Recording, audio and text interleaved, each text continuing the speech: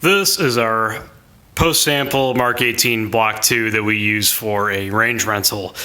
This thing almost exclusively gets ran suppressed, and it exists for mag dumps. So at this point, it's getting a little over-gassed. I think that gas port is eroding, especially while running suppressed, and evidence of that is these little marks on the forward of the ejection port, but also you can see that the handguard is starting to get strikes from brass as well. And just recently we started having stovepipes, and that's an indication that I need to rip this thing apart and do an autopsy, which is what I'm going to be sharing with you today.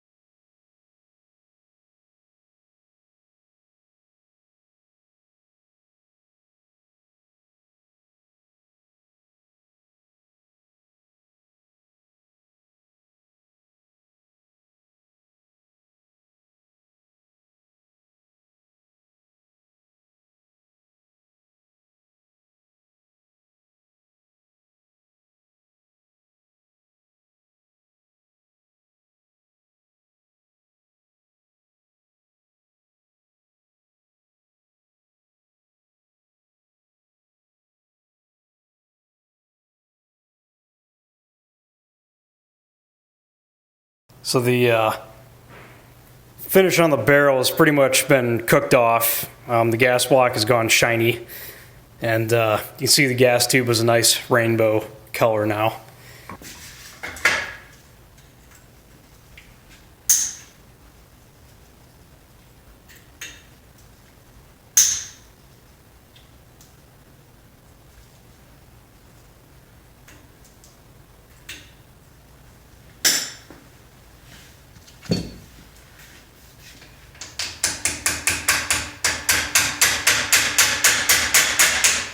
Wow.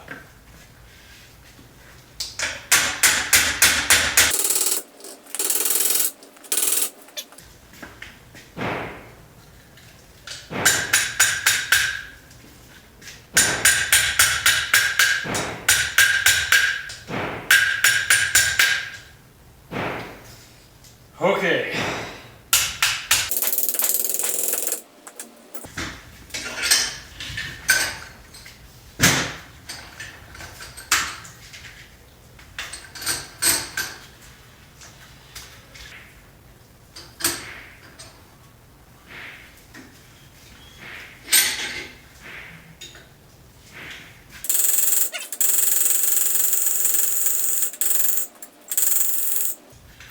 Free at last.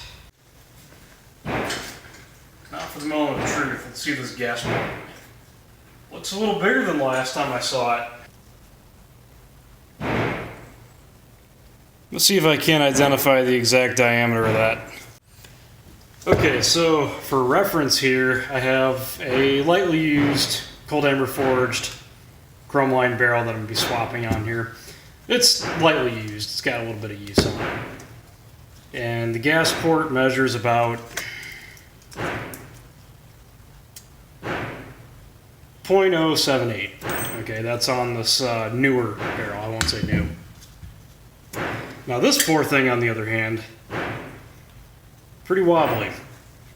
It's not going to be perfect because I'm putting flats against this, but it comes out to about 0.88.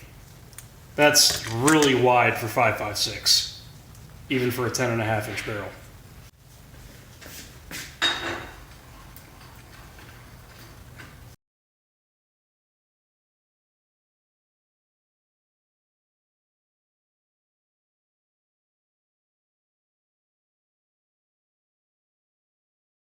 Surprisingly, the rifling is actually in decent shape. I would expect this to still hold a group. However, the break point here is obviously the gas port, and that's why we're changing out this barrel. Moving on to the bolt, these gas rings feel non-existent.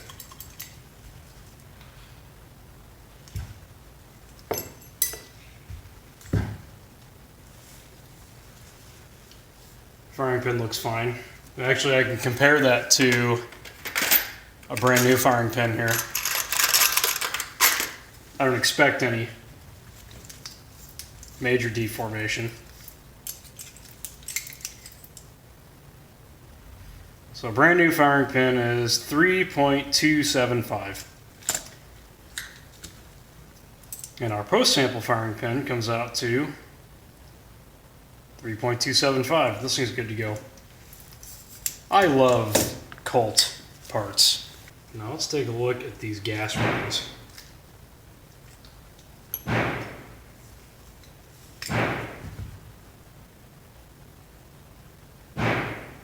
Well, everything's there. It doesn't appear to be burned or anything, but they're not pushing out too hard on the insides of the carrier walls there.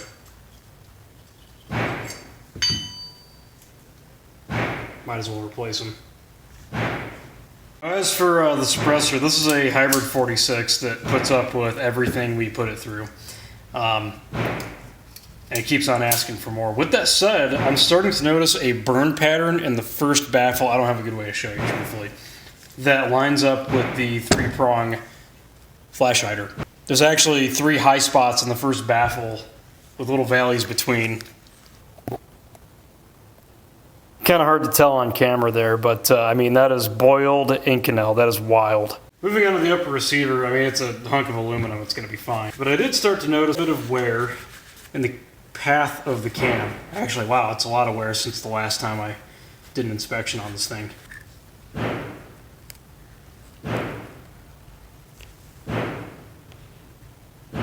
Yeah, there's a nice little trench getting dug there by the cam pin.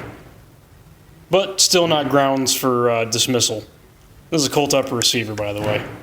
In you go.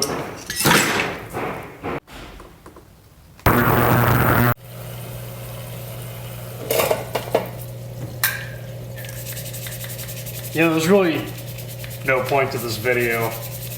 I just wanted to show you what a beat up old machine gun looks like after a gazillion rounds. It's kind of cool though. I guess the moral of the story, if there was one, is as long as you use quality parts, these are actually really reliable, and all you have to do is just keep on putting oil on them. But with enough time and enough full auto, something will eventually give way. I just like machine guns. They all go bang. Some just go bang longer than others. I once knew an old man who did some spooky work for the CIA in South America in the 70s and 80s. And he was telling me about how there was old surplus M16s that were issued to the El Salvadorian Special Forces that had missing gas rings, but they still shot. Kind of amazing.